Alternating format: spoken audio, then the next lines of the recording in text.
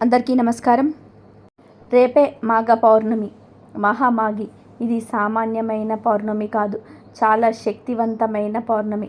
మనకు మొత్తం 12 పౌర్ణములు వస్తాయి, కానీ వాటిల్లోని 4 పౌర్ణమిలు మహాశక్తివంతమైనగా పురాణాలు చెప్తున్నాయి. అవే వై, క, మా, ఫ. అంటే వైశాఖ పౌర్ణమి, కార్తీక పౌర్ణమి, మాఘ పౌర్ణమి, పాల్గొన పౌర్ణమి. ఇవి చాలా శక్తివంతమైన పౌర్ణములు. అందుకే వీటిని మహావైశాఖి, మహాకార్తీకి, మహామాఘి, మహాపాల్గుని అని కూడా పిలుస్తూ ఉంటారు. ఈ పౌర్ణమిలో మానవులకు ఎంతో పుణ్యాన్ని తెచ్చిపెట్టే రోజులు.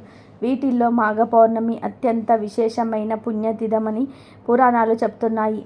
అయితే ఇంత శక్తివంతమైన మాఘ పౌర్ణమి రోజు ఒక 2 వస్తువులను కొని ఇంటికి తెచ్చుకుంటే చాలు, 7 తరాలకు సరిపడా ఐశ్వర్యం వస్తుంది. మీకు ఉన్న కష్టాలన్నీ కూడా పోతాయి, దరిద్రాలన్నీ కూడా వదిలిపోతాయి. లక్ష్మీదేవి అనుగ్రహంతో సకల ఐశ్వర్యాలు కలుగుతాయి, అష్టైశ్వర్యాలు సిద్ధిస్తాయి, అదృష్టం మిమ్మల్ని వరిస్తుంది. ఇక మీరు పట్టిందల్లా బంగారం అవుతుందని పెద్దలు చెప్తున్నారు. మరి మాఘ పౌర్ణమి రోజు కొని తెచ్చుకోవలసిన ఆ 2 వస్తువులు ఏమిటో ఇప్పుడు మనం ఈ వీడియోలో వివరంగా తెలుసుకుందాం. అంతకన్నా ముందు మాఘమాసంలో చేసే స్నానం ఎంత గొప్పదో తెలిపే పురాణ కథను విందాం. ఫ్రెండ్స్, ఫస్ట్ అయితే ఈ వీడియోకి ఒక లైక్ కొట్టి మా ఛానల్ని సబ్స్క్రైబ్ చేసుకొని మాకు సపోర్ట్ చేయండి. దత్తాత్రేయుని కాలంలో కార్తవీర్యార్జునుడు అనే క్షత్రియ వీరుడు మహిష్మతి అనే నగరమును రాజధానిగా చేసుకొని పాలిస్తూ ఉండేవాడు. అతనికి గురువర్యులు దత్తాత్రేయులు. ఒకనాడు కార్తవీర్యార్జునుడు దత్తాత్రేయుని ఆశ్రమంలోకి వెళ్ళి నమస్కరించి, గురువర్య, నీ అనుగ్రహం వలన అనేక విషయాలు తెలుసుకుంటుని, కానీ మాఘమాసం యొక్క మహత్యమును విని ఉండలేదు. కావున మాఘమాసం యొక్క విశిష్టత గురించి, మాఘమాస ఫలం గురించి నాకు వివరించవలసినదిగా కోరుచున్నాను అని దత్తాత్రేయుని కోరుకున్నాడు. అప్పుడు దత్తాత్రేయుడు కార్యవీర్యార్జుని కోరికను మన్నించి ఈ విధంగా వివరించెను. ఊపాల భర్త ఖండంలో ఉన్న పుణ్య నదులకు సమానమైన ప్రపంచమందు ఇంకెక్కడ లేవు. ఈ నదుల్లో ముఖ్యమైనవి 12. అందుచేతనే వీటికి పుష్కర ప్రవేశం కలుగుచున్నది. బృహస్పతి ప్రతి ఒక్క సంవత్సరము 3వ రాశి యందు ఉన్నప్పుడు ఆయా నదులకు పుష్కరాలు ప్రారంభమగును. కనుక అటువంటి నదులయందు స్నానం చేసి దాన ధర్మములు ఆచరించిన ఎడల దానివల్ల కలుగు ఫలమును వర్ణించుటకు నాకు కూడా సాధ్యము కాదు. అందున మాఘమాసంలో నదిలో స్నానం చేస్తే గొప్ప ఫలితం కలుగటమే కాక జన్మరాహిత్యం కూడా కలుగును.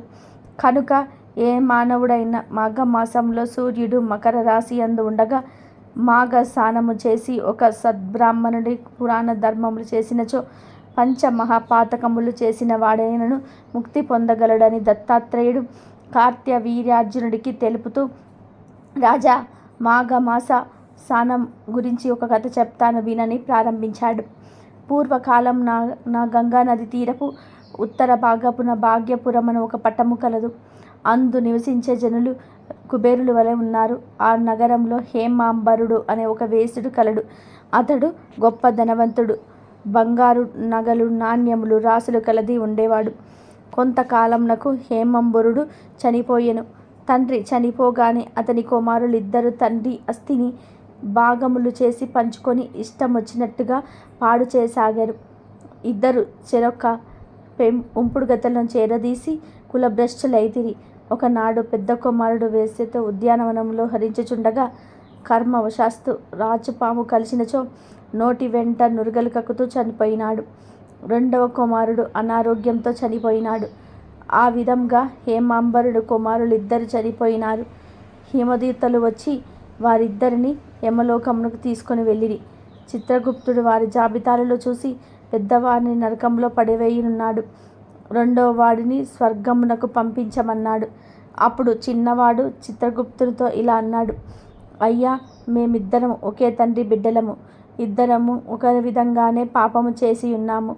అయినా అతడికి నరకము, నాకు స్వర్గము ఎలా ప్రాప్తించాయి అని అడిగాను. ఆ మాటలకు చిత్రగుప్తుడు, ఓయి వేశ్యపుత్ర, నీవు నీ వేశ్యను కలుసుకున్నటకు ప్రతిదినము ఆమెతో సంగమించి గంగా నదిని దాటి అవతల గట్టున నీ మిత్రుని ఇంటికి వచ్చుచుండేవాడు.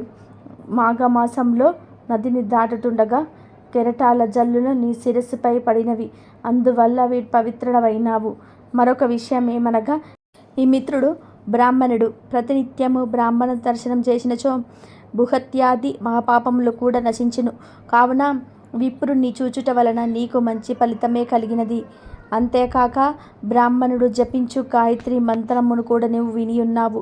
మాఘమాసంలో గంగా నదిలోని నీరు నీ శరీరం మీద పడినది కనుక నీ పాపములు నశించినందున నిన్ను స్వర్గానికి పంపుచున్నాము అని చెప్పి చిత్రగుప్తుడు వివరించెను. ఆహా, ఏమి నా భాగ్యము! గంగా జలము నా మీద పడినంత మాత్రాన నాకు ఇంతటి మోక్షం కలిగినదా అని వేశ్యకుమారుడు సంతసించి దేవదూతలతో స్వర్గలోకమునకు వెళ్ళిపోయాను. కనుక రాజా, విన్నావు కదా మాఘమాసం ఎంత మహత్యమైనదో. నీవు కూడా మాఘమాసంలో తప్పక స్నానమాచరించి పాపాలను తొలగించుకో అని దత్తాత్రేయుల వారు ఓ కార్త్యవీర్యార్జునులకు చెప్పెను. కాబట్టి మాఘ స్నానం చేయటం వల్ల సకల పాపాలు పోతాయి. మాఘమాసమంతా చేయలేని వాళ్ళు కనీసం మాఘ పౌర్ణమి రోజైనా చేస్తే సకల ఐశ్వర్యాలు సిద్ధిస్తాయి. ఇక విషయంలోకి వస్తే మాఘ పౌర్ణమి రోజు తప్పనిసరిగా 2 వస్తువులను కొని ఇంటికి తెచ్చుకోవాలని శాస్త్రాలు చెప్తున్నాయి. ఆ వస్తువులలో మొదటిది పటిక బెల్లము.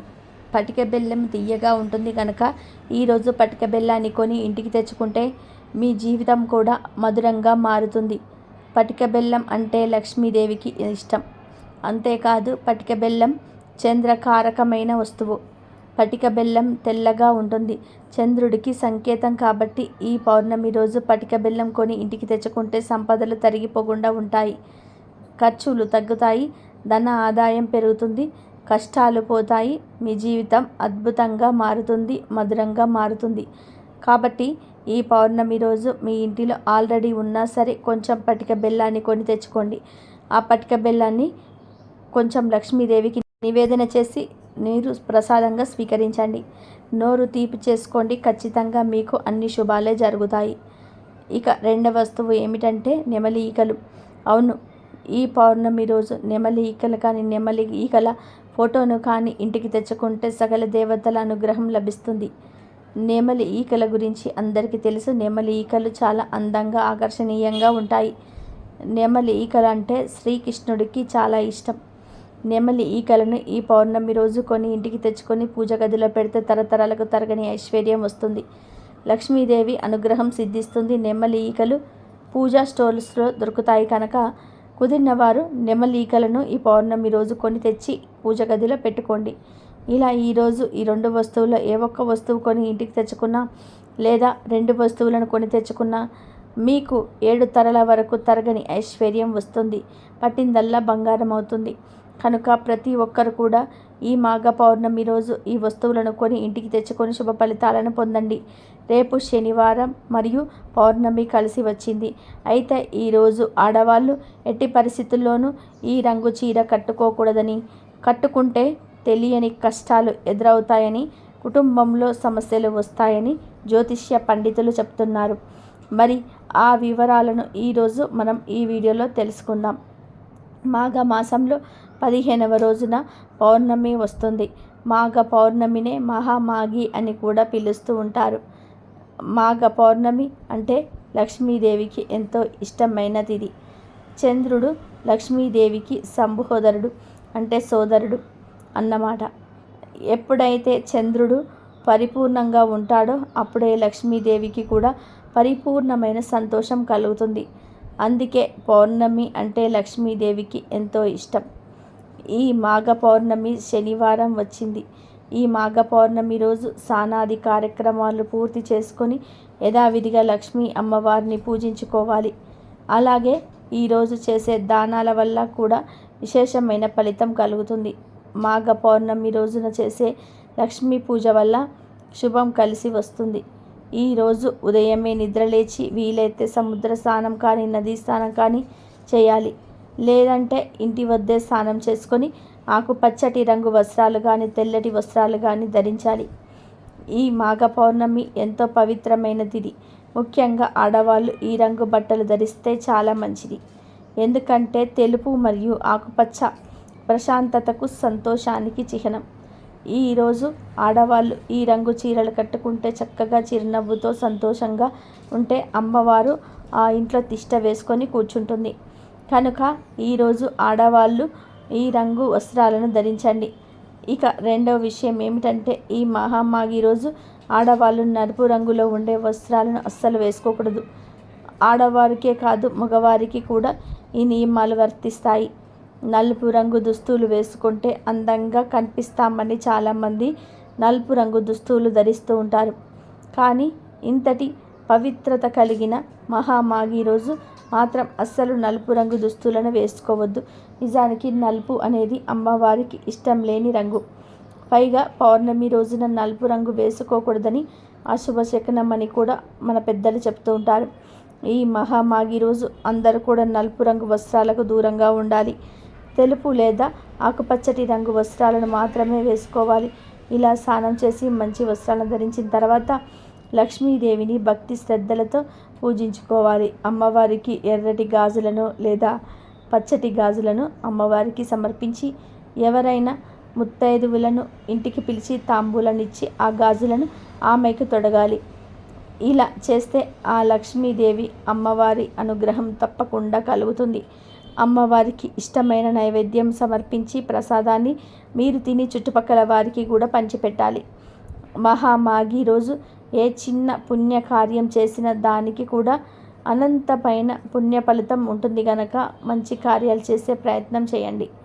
అలాగే ఈరోజు మహామాఘి రోజు గుమ్మానికి రెండు వైపులా కూడా పసుపు కుంకుమలను గుమ్మానికి అలంకరించి తెలుపు రంగు పుష్పాలను సమర్పించండి. ఈరోజు గుమ్మానికి మామిడి తోరణాలు అలంకరించండి. ఈ మామిడి తోరణాలతో పాటు కూడా వేప ఆకులను, చిన్న చిన్న కొమ్మలను తెచ్చి గుమ్మానికి రెండు వైపులా తోరణంలాగా వేలాడతీయండి. ఇలా గుమ్మాన్ని అలంకరించినట్లయితే లక్ష్మీదేవి సంతోషించి ఆ ఇంట్లో అడుగు పెడుతుంది. మరి తెలుసుకున్నారు కదా. మరి మీరు కూడా రేపు మహామాఘి రోజు దుస్తుల విషయంలో ఈ చిన్న విషయంలో జాగ్రత్త వహించి అద్భుతమైన ఫలితాలను పొంది సంతోషంగా జీవించండి. ఇదండి ఈరోజు వీడియో. నా వీడియో కనుక మీకు నచ్చినట్లయితే ప్లీజ్ లైక్ చేయండి, షేర్ చేయండి, సబ్స్క్రైబ్ చేయండి. మరొక మంచి వీడియోతో మళ్ళీ కలుద్దాం. కాబట్టి రేపు పౌర్ణమి కాబట్టి అందరూ ఈ రంగు చీరను కట్టి అందరూ ఆనందంగా ఉండండి.